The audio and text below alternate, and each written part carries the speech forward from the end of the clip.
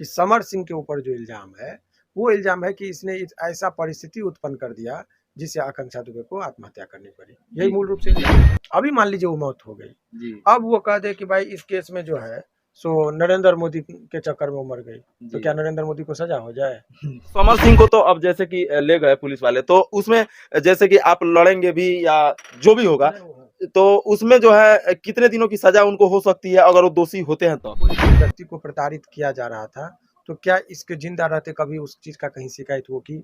जी कहीं उसको जो है सो शिकायत करना चाहिए तब माना जाता है, कानून के दृष्टि में बोल रहा हूँ। आकांक्षा दुबे जानती होगी कि क्या परिस्थिति है, ऐसे तो नहीं कोई मर गई होगी। तो कुछ ना कुछ कहानी होगी, लेकिन कहानी के वजह में क्या है वो कोर्ट में साबित कर पाता है कि नहीं पाता है, उस परिस्थिति पर निर्भर करता है। कोर्ट में गवाह चाहिए, सबूत चाहिए, जिसका देखिएगा आँख कोर्ट में जो जाइएगा तो आँख पे पट्टी है, वो घटना को देखते नहीं है, सबूत चाहिए, हाथ में तराजू है, दोनों तरफ से सबूत आता है। जिसका सबूत का भार ज्यादा रहा, मजबूत रहा, तो वो केस जीतेगा, जिसका पलड़ा भारी है, जिसका हल्का हुआ वो हारेगा। ये मामला बिहार के जो हमारे सुशांत सिंह राजपूत जो है ऐसे ही किए थे मुंबई में, जो कि इतना मुद्दा गर्म रहा, तो क्या उन्होंने भी तो पहले किसी पे शिकायत नहीं किया था, फिर भी तो उस मामले में इतना ज्यादा खींचा? दोषी बचना नहीं चाहिए और निर्दोष फंसना नहीं चाहिए। नमस्कार, अभी मैं पटना में हूँ और मेरे साथ जो बैठे हैं पटना हाई कोर्ट के प्रसिद्ध वकील श्री शिवनंदन भारती जी, और ये जो है नेताओं से लेकर के बड़े बड़े अभिनेताओं तक का केस जो है लड़े हैं। पप्पू यादव हो गया, आरती छोटू मुद्दा हो गया जो कि भारत का सबसे बड़ा वायरल मुद्दा था, उसके अलावा खेसारी लाल यादव, बहुत सारे ऐसे ऐसे सुपरस्टार हैं जिनका केस, यहाँ तक कि मनीष कश्यप का भी केस इन्होंने लड़ा था। तो बात करेंगे, आज एक मुद्दा है यूपी से लेकर के बिहार तक कि आकांक्षा दुबे और समर सिंह का मुद्दा, जिसमें आकांक्षा दुबे जो है, आप सबको पता है कि वाराणसी के एक होटल में जो है वो लाइव आती है और उसी दौरान वो फंदे से लटक जाती है। और अभी जो वो मामला है समर सिंह का मामला, हमारे प्रसिद्ध वकील जो है अभी शिवनंदन भारती जी के समक्ष आया है, और इसमें कितनी सच्चाई है या फिर ये केस को कैसे हैंडल करेंगे, इसके बारे में हम बात करेंगे। स्वागत है मेरे चैनल पे सर। जी बहुत बहुत शुक्रिया आपका। जी सर, समर सिंह का जो मामला है, जैसे कि कल उनको गिरफ्तार कर लिया गया, तो केस आपके देख रेख में आया है, तो क्या जानकारी है उसके बारे में थोड़ा दर्शकों को? देखिए, दरअसल उनके परिजन जो है सो हमसे अप्रोच किए थे कि सर इस केस में कैसे क्या होगा। तो मैं आपको जानकारी के लिए बता दूं कि ये मामला उत्तर प्रदेश का है और उत्तर प्रदेश में डेट बाय डेट के लिए जाना थोड़ा सा ये है, तो मैंने कहा कि मैं सोच के बताऊंगा। और दूसरी बात है कि अभी जो इस केस में जो है सो एक वो भी प्रसिद्ध कलाकारा थी जिनकी मौत हुई है। तो अब इसमें ये कहा जाता है कि ये आत्महत्या के लिए इनके ऊपर आरोप जो है कि इन्होंने उकसाया जिस वजह से इनकी मृत्यु हुई।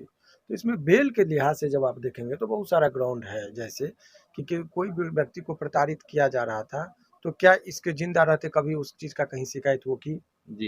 कहीं उसको जो है सो शिकायत करना चाहिए तब माना जाता है, कानून के दृष्टि में बोल रहा हूँ। या वो लाइव भी आई तो लाइव में भी इस तरह का कोई संकेत नहीं था। तो ये सब ग्राउंड इनके लिए बेल में जो है सो कानून, देखिए हम सच्चाई क्या है झूठ क्या है इस चीज पर बात करना चूंकि वो उचित नहीं है, परंतु कोर्ट जो देखती है, देखिए बाहर में क्या चर्चाएं होती है उससे कोर्ट को कोई मतलब अच्छा सर मैं टोकूंगा आपको। आप बोल रहे हैं कि पहले से उन्होंने कहीं कंप्लेन नहीं की थी या पहले से कहीं शिकायत नहीं की थी, तो सेम मामला बिहार के जो हमारे सुशांत सिंह राजपूत जो है ऐसे ही किए थे मुंबई में, जो कि इतना मुद्दा गर्म रहा, तो क्या उन्होंने भी तो पहले किसी पे शिकायत नहीं किया था, फिर भी तो उस मामले में इतना ज्यादा घिसापिटी हुआ? क्या हुआ घिसापिटी? कोई मतलब रिया चक्रवर्ती कौन कौन उसमें गई? कोई बात नहीं, वही मैं कह रहा हूँ कि कानून ये जो कहता है, कानून ये कहता है कि एक मेरा अपना जीवन में समझिए कि दोषी बचना नहीं चाहिए और निर्दोष फंसना नहीं चाहिए। देखिए अभी मान के चल देना कि कोई व्यक्ति दोषी है, कोर्ट नहीं मानती, कानून भी नहीं मानता है। आप इल्जाम लगाए हैं, आप साबित यदि कर देंगे तो ये प्रूफ हो जाता है कोर्ट में, तो उनको सजा मिलती है।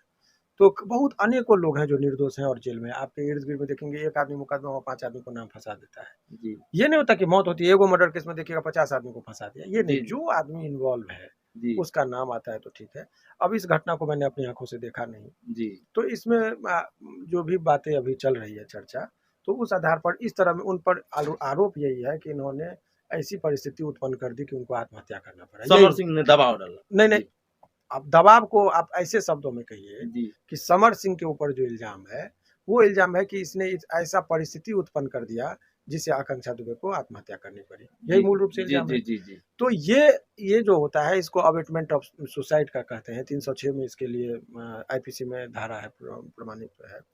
तो ऐसे परिस्थिति में जो है सो बेल के लिहाज से जब देखेंगे, कोर्ट में अभी बेल अभी ट्रायल की कोई बात नहीं है, लोग ये मूल रूप से जानना चाह रहे हैं। तो ऐसे परिस्थिति में सामान्यतः जनरली अधिकतर केसों में बहुत आसानी से हाई कोर्ट बेल दे देती है, क्योंकि कोई आई विटनेस नहीं होता है, साक्ष्य के अभाव में बोलता है ठीक है ट्रायल में आपको जो लगेगा तो आप दे दीजिएगा। इन तमाम तरह का चीज का जो है सो लोग उसको सोच समझ के किया जाता है। अच्छा, समर सिंह को तो अब जैसे कि ले गए पुलिस वाले, तो उसमें जैसे कि आप लड़ेंगे भी या जो भी होगा, तो उसमें जो है कितने दिनों की सजा उनको हो सकती है अगर वो दोषी होते हैं? तो दोषी जब ट्रायल कंप्लीट होगा तो ऐसे में अधिकतम सजा 10 वर्ष का है। अगर दोषी निकलते हैं उसमें समर सिंह तो जाता है तब तो लेकिन बेल में 3-4 महीने में देखिएगा कि वो बाहर, अधिकतम 4 से 5 महीने में वो बाहर हो जाएंगे। इसमें यही कानून के दृष्टिकोण से अभी फर्स्ट रन वो बाहर हो जाएंगे। अच्छा, जैसे मामला न्यायालय में जाता है और वहां से जो है अगर मान लीजिए कि जैसे न्यायालय से उनको जो है बाइज्जत बरी कर दिया जाता है, तो फिर किसी प्रकार का उसमें कोई झोलमोल नहीं, ये तो सबूत देखिए क्या आया है, उनके माँ बाप बेहतर तरीके से जानते होंगे। आकांक्षा दुबे जानती होगी कि क्या परिस्थिति है, ऐसे तो नहीं कोई मर गई होगी। तो कुछ ना कुछ कहानी होगी, लेकिन कहानी के वजह में क्या है वो कोर्ट में साबित कर पाता है कि नहीं पाता है, उस परिस्थिति पर निर्भर करता है। कोर्ट में गवाह चाहिए, सबूत चाहिए, जिसका देखिएगा कोर्ट में जो जाइएगा तो आंख पे पट्टी है, वो घटना को देखते नहीं है, सबूत चाहिए, हाथ में तराजू है, दोनों तरफ से सबूत आता है। जिसका सबूत का भार ज्यादा रहा, मजबूत रहा, तो वो केस जीतेगा, जिसका पलड़ा भारी है, जिसका हल्का हुआ वो हारेगा। कोई आदमी जब निर्दोष फंस जाता है ना तो उसकी पीड़ा इससे कई गुना ज्यादा होती है। क्योंकि लोग हम लोग के पास आते हैं तो एक तरफा मीडिया में चलता है उस खबर को लेके, लेकिन जब निर्दोष आदमी फंस जाता है तो उसको लगता है कि मैं गलती नहीं किया, फिर मैं जेल जा रहा हूँ, जेल में हूँ, तो इसकी पीड़ा उससे कम नहीं होती है। तो समाज के अंदर मैं ये नहीं कह रहा हूँ कि यदि कोई निर्दोषी है तो उसको कड़े से कड़े दंड मिलना चाहिए, उसके लिए आते हैं लोग, हम लोग दिलवाते भी हैं। लेकिन इस बात का ख्याल रखिए कि जिसकी जितनी भागीदारी उतनी हो हिस्सेदारी, कि जो यदि क्राइम में जितना जिसका पार्टिसिपेशन है, किसी ने गाली दिया है तो गाली के लिए उसको सजा होना चाहिए, किसी ने थप्पड़ मारा है तो थप्पड़ के लिए सजा मिलना चाहिए, किसी ने यदि गला काटा है तो गला काटने वाले को गला काटने का सजा दीजिए। तो वो जिसकी जितनी भागीदारी उसी हिसाब से उसकी हिस्सेदारी होना चाहिए सजा में। लेकिन आदमी क्या करता है आवेग में कि एक आदमी मारा तो जितनी पुराने दुश्मनी होगा, रंजिश होगा, सब लोगों को फंसा देते, जिसका उस घटना से कोई लेना देना नहीं होता है, तो पीड़ा होती है। समाज में एक आदमी तो मान लीजिए की मृत्यु होती है, लेकिन यदि जिंदा आदमी को यदि निर्दोष में देता है तो बड़ी कष्टकारक होता है। यानी कि सर कहीं ना कहीं आपको लग रहा है कि आकांक्षा दुबे का जो केस है समर सिंह के खिलाफ वो उतना मजबूत भी नहीं है क्या? देखिए, परिस्थिति कानून के एविडेंटरी वैल्यू पर आप जब चलेंगे तो सर्कमस्टांशियल एविडेंस पर ये केस आधारित है। कोई आई विटनेस जो एफआईआर को पढ़ेंगे तो कोई अपनी आंखों से मारते हुए नहीं देखा, किसने मारा ना उसको देखा, वहां सीसीटीवी कैमरा में कौन आया नहीं आया, इस सब तरह का कोई चीज आया नहीं है। तो जब परिस्थिति जन सबूत होते हैं वो बहुत वीक काइंड ऑफ एविडेंस माना गया है जब तक कि उसका कोरोबोरेशन नहीं हो। तो परिस्थिति के आधार पर किसी व्यक्ति को दोषी नहीं ठहराया जाता है, तो उस लिहाज से इनका केस, ये मैंने कानून के दृष्टिकोण से बोल रहा हूँ। वो लोगों को, बहुत लोगों को हमारी बात हजम में नहीं आएगी, लेकिन ये कोर्ट में तर्क दिया जाता है। अभी मान लीजिए वो मौत हो गई, अब वो कह दे कि भाई इस केस में जो है सो नरेंद्र मोदी के चक्कर में वो मर गई, तो क्या नरेंद्र मोदी को सजा हो जाए? किसी का, मैं एक उदाहरण दिया, किसी फेमस कह दे कि अमिताभ बच्चन की वजह से हमको धमकी देते थे मर जाए, तो अमिताभ बच्चन को सजा हो जाए? तो वो माने किसी भी व्यक्ति का, तो वो सामान्यतः उसका एक नियम है, जिस नियम के तहत एविडेंटरी वैल्यू जिसका रहेगा उसी आधार पर सजा वगैरह होती है। ठीक है, धन्यवाद सर इस केस से जुड़े मुद्दे में इतनी सारी जो है जानकारियां देने के लिए। बहुत ही जल्द जो है शिवनंदन भारती जी उस केस को लड़ते हुए नजर आएंगे आपको।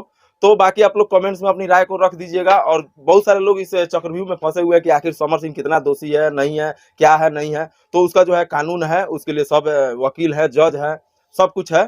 तो आप लोग ऐसे ही नए वीडियो देखने के लिए आप लोग लाइक, शेयर और कमेंट्स जरूर कर दीजिएगा। तब तक चैनल को और शेयर भी कर दीजिएगा। जय हिंद।